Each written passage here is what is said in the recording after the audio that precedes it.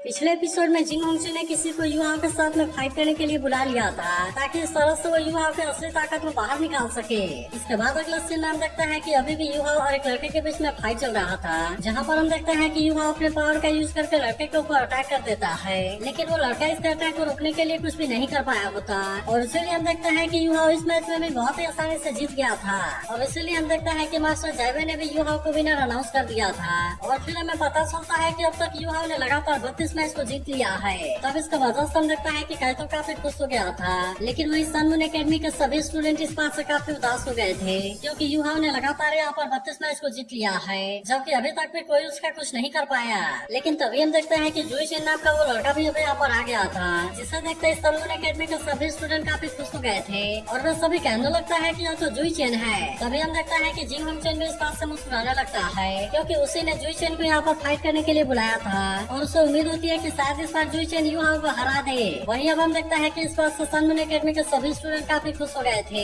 क्योंकि इनको ऐसा लग रहा था कि जुई चेन युवा को हरा देगा। तभी हम देखता है कि जुई चेन भी युवा के साथ में फाइट करने के लिए रेडी हो गया था और इसीलिए वो तुरंत ही इसके सामने भी आ जाता है। तभी हम देखता है कि मास्टर जैवन भी इनके बीच का फाइट को देखने के लिए काफी एक्साइटेड हो गया था क्योंकि उसे भी पता होता है कि जिंग होंगचू युवा के फुल ताकत को बाहर निकालना चाहता है और इसीलिए शायद जुई चेन ही ऐसा कर पाएगा। वही अब हम देखते हैं कि युवा भी जुई चेन के साथ में फाइट करने के लिए रेडी हो गया था और वो कहने लगता है कि मुझे तो इसके बॉडी में किसी भी तरह के फुल पावर का फ्लक्चुएशन फील नहीं हो रहा। लेकिन तभी हम देखता है कि जुई चेन युवा से अपना नाम बताता है, जिसके बारे में सुनते ही वे सभी पूरी तरह से एक्साइटेड हो गए थे और वे इनके बीच के मैच को भी देखने के लिए काफी एक्साइटेड होते हैं। इसके बाद युवा भी जुई चेन को अपना नाम बताता है, लेकिन तभी हम देखता है कि जुई चेन इसके फिश की तरफ बड़े ध्यान से देख रहा था, इसीलिए वो युवा से कहने लगता है कि मैंने तुम्हारे फिश में उस चीज को देख लिया है जिसे कि मैं काफी टाइम से खोज रहा था। और इतनी बात कहने के बाद हम देखता है कि जुई चेन युवा के साथ में फाइट करने के लिए रेडी हो गया था, जिससे देख मास्टर जैवन कहने लगता है कि इसके आंख में तो स्वord के अलावा कुछ नहीं है, इसीलिए ऐसा लगता है कि वो एक स्पोर्ट्समैन है।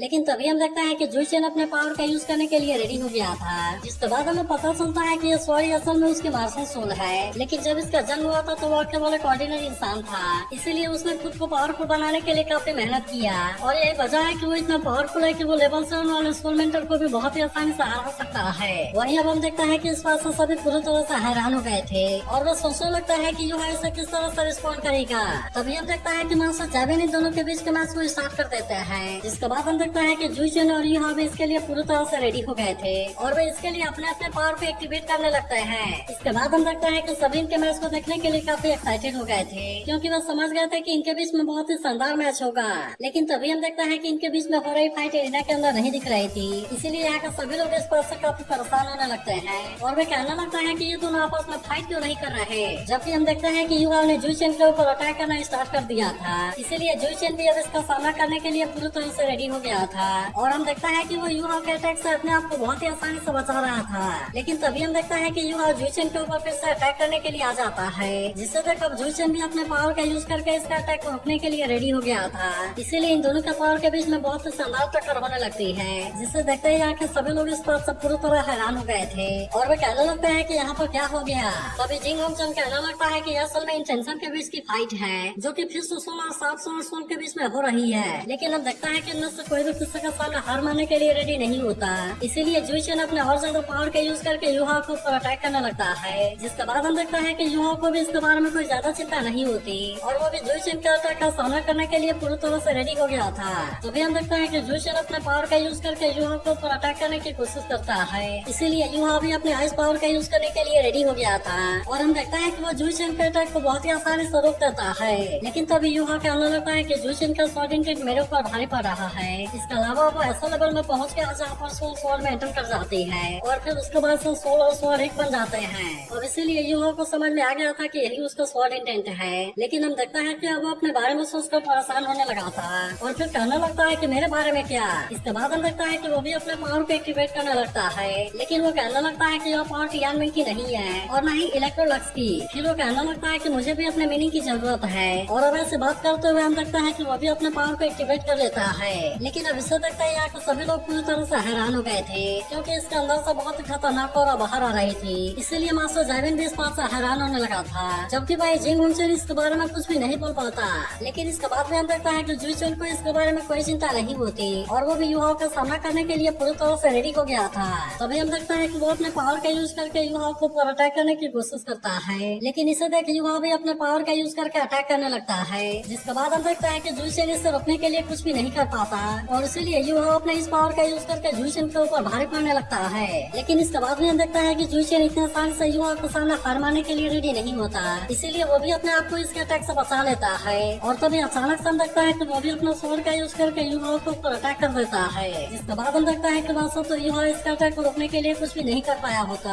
लेकिन फिर भी उसे इसके बारे में कोई चिंता नहीं होती और हम देखता है कि वो इसका सामना करने के लिए रेडी हो जाता है। इसके बाद हम देखता है कि जुइचेन अपने पावर का यूज करके युवा के ऊपर अटैक करने लगता है, लेकिन इसी तक अब युवा भी अपने फिस्ट पावर का यूज करने के लिए रेडी हो गया था, इसीलिए वो जुइचेन के हर एक अटैक को बहुत ही आसानी से रोकने लगता है और हम देखता है कि जुइचेन अपने अटैक से इसका कुछ भी नहीं कर पाया होता। तब इससे तक सभी कहने लगता है कि युवा का पंच तो बहुत ही फास्ट है, जिसकी वजह से कोई भी इसके बारे में कुछ नहीं देख पा रहा और इसीलिए तो सभी सोचने लगता है कि क्या यही चीज हमारे बीच की डिफरेंस है। तभी इसी भी समझ लगता है कि जुइचेन अपने किसी और पावर का यूज करके इसके ऊपर अटैक करने के लिए रेडी हो गया था, लेकिन इसके बाद भी हम देखता है कि युवा को इसके बारे में कोई भी चिंता नहीं होती और इसीलिए वो भी तुरंत अपने फिस्ट पावर का यूज करके अटैक करने के लिए चला जाता है। तभी अचानक से हम देखता है कि यहाँ बहुत सारी पावर रिलीज होने लगती है, इसीलिए इसे देखते ही सभी पूरी तरह से हैरान हो गए थे और इनमें से किसी को भी समझ में नहीं आता कि अचानक से यहाँ पर क्या हुआ। वही उदाहरण देखता है कि जिंग होंगचेन भी इस बात से हैरान होता है और उसे भी समझ में नहीं आता कि इन दोनों में से कौन जीता। तभी हम देखता है कि मास्टर जैविन भी इस बात से परेशान हो गया था और वो इनसे पूछने लगता है कि तुम दोनों में से कौन जीता, जिसके बाद हम देखता है कि जुइचेन का हाथ में ब्लड आने लगा था, इसीलिए इसका मतलब था कि वो इसमें इंजर्ड हो गया है और फिर वो युवा से कहता है कि मैं इसमें हार गया। तब इसके बारे में सुनते ही सभी पूरी तरह से हैरान हो जाते हैं और किसी को भी इस बात के ऊपर यकीन नहीं हो रहा था। वही उदाहरण देखता है कि जिंग होंगचेन भी युवा के ऐसे पावर पर काफी हैरान था और वो कहने लगता है कि ये तो सच में अमेजिंग टैलेंट वाला एक मॉन्स्टर है जिसने की जुइचेन को भी बहुत ही आसानी से हरा दिया। लेकिन तभी वो कहने लगता है कि बड़े अफसोस की बात है कि वो सन मेरे पास से नहीं है और फिर हम देखता है कि वो इस मैच को यहीं पर रुकने का ऑर्डर देता है। जिसके बाद हम देखता है कि युवा लगातार यहाँ पर 33 मैच को जीत गया था, इसीलिए इस पास से आकर बहुत सारे लोग काफी खुश होते हैं, जबकि बाकी लोग अपने सन अकेडमी का हारने की वजह से उदास होते हैं। तभी हम देखता है कि काइतो यहाँ से रेयर मटेरियल को लेकर जाने लगता है और वो मास्टर मार्क को सुनाते हुए कहता है कि मैंने तो अभी इसमें पार्टिसिपेट ही नहीं किया, नहीं तो मैं भी इसमें एक भी मैच नहीं हारता। जिसके बाद हम देखता है कि मास्टर मार्क इसके ऊपर थोड़ा सा नाराज तो होता है, लेकिन आखिरकार वो इसके लिए काइतो का कुछ कर भी नहीं सकता था।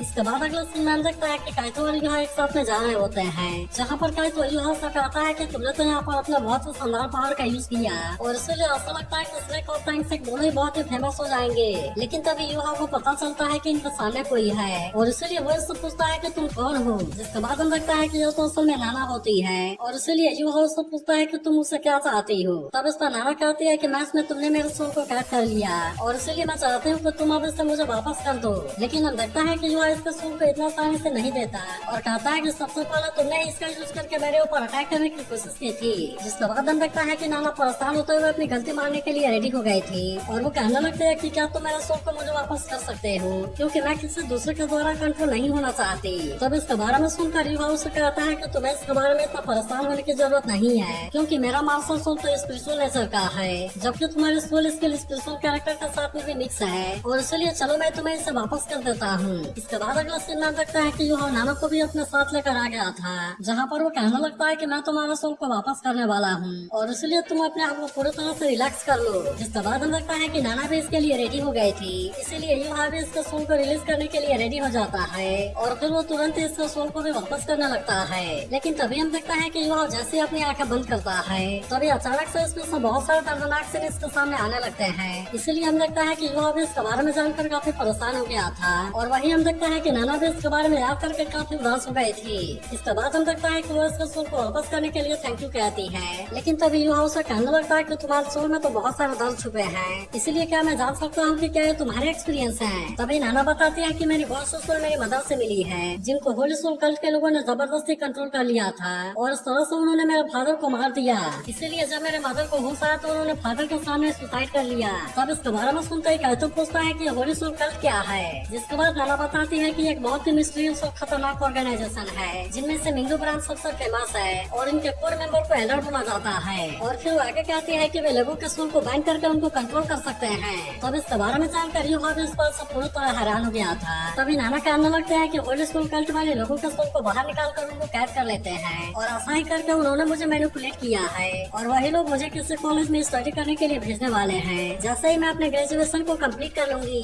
लेकिन फिर वो रोते हुए कहने लगते हैं कि मैं तो अब ग्रेजुएट भी करने वाली हूँ और इसलिए मुझे इस बात से हिट है कि मैं अपने पेरेंट्स के सोल को नहीं बचा सकी। लेकिन अब इसके बारे में जानकर काई तो बहुत ही ज्यादा गुस्सा हो गया था और फिर वो नाना से पूछता है कि क्या तुमने कॉलेज से कोई हेल्प नहीं मांगा। लेकिन इस पर नाना कहते हैं कि उस बात का कोई भी फायदा नहीं होगा क्योंकि मैंने एक बार खुद अपने आंखों से होली सोल कल के लोगों को मंडी हॉल में आते हुए देखा था। तभी युवा सोचने लगता है कि सियाटा बहुत ही अजीब तरीके से गायब हुई थी। इसके अलावा मुझे एक बहुत ही पावरफुल लीगल ऑर्गेनाइजेशन के बारे में भी पता चला, इसलिए वो सोचने लगता है कि कहीं ऐसा तो नहीं कि इन दोनों के बीच में कोई कनेक्शन है। इसके बाद युवा नाना से कहता है कि हमें जितना जल्दी हो सके इसका छुटकारा पाना होगा और वही कहते उससे पूछता है कि क्या इसमें तुम्हें हमारी हेल्प चाहिए। तब इसके बारे में सुनते ही नाना से पूछते हैं कि क्या सच में तुम मेरी हेल्प करना चाहते हो। लेकिन तभी इसके बारे में सुनकर इलेक्ट्रॉनिक्स कहता है कि इस मामले के बारे में तुम्हें बहुत ही अच्छे से इन्वेस्टिगेशन करनी होगी। जिसके बाद हम देखता है कि युवा भी ऐसा करने के लिए रेडी हो गया था और इसलिए वो इनसे कहता है कि सबसे पहले मिंडो ब्रांच में इन्वेस्टिगेट करेंगे। जिसके बाद हम देखता है कि नाना भी इसके लिए रेडी हो गई थी और कहती है कि चलो मैं तुम्हें रास्ता दिखाती हूँ। इसके बाद हम देखता है कि युवा अपना वेश बदल कर वहाँ पर जाने के लिए रेडी हो गया था जहाँ पर हम देखता है कि उसके हाथ में केवल एक छोटी सी लालटेन होती है और वो इसी का सहारा लेकर यहाँ पर इन्वेस्टिगेशन करने की कोशिश कर रहा था। अब ऐसा करते हुए हम देखता है कि युवा को यहाँ पर काफी टाइम गुजर गया था लेकिन अभी तक उसे ऐसा कोई चीज नहीं मिली थी। तभी नाना उसे कहते हैं कि तुम तो साइडों को भी सिमुलेट कर सकते हो। जिस पर युवा कहता है कि यह मेरा सिमुलेशन सोल स्किल है और इसीलिए मैं बहुत सारी चीजों को सिमुलेट कर सकता हूँ। इसके बाद अगले सीन में देखता है कि वो यहाँ से आगे बढ़ते हुए किसी दूसरी जगह पर आ गया था जहाँ पर युवा कहता है कि होरी सोलकल्ट वाले ऐसा ऑर्डिनरी हाउस में रहते हैं, मुझे तो उनके छुपने के बारे में कुछ भी पता नहीं है। तभी हम देखता है कि युवा ने अपने आप को छुपाने के लिए एक मास्क लगा लिया था और वो गेट के सामने आकर इसे खटखटाने लगता है। लेकिन इसके बाद हम देखता है कि यहाँ पर कोई इसे अंदर लेकर आ गया था। लेकिन तभी हम देखता है कि वो एक जगह पर रुक जाता है जहाँ पर उसके सामने का नजारा बहुत ही अजीब था और वो देखता है कि यहाँ पर एक साथ में बहुत सारे लोग कोई रिचुअल कर रहे हैं। तभी हम देखता है कि इनमें से एक आदमी अपना हाथ काट लेता है और फिर हम देखता है कि वो इसे यहाँ पर नीचे गिराता है। जिसके बाद हम देखता है कि यहाँ पर कोई फॉर्मेशन एक्टिवेट होने लगती है और फिर हम देखता है कि इनका लीडर यहाँ पर कोई पावर यूज करने लगा था।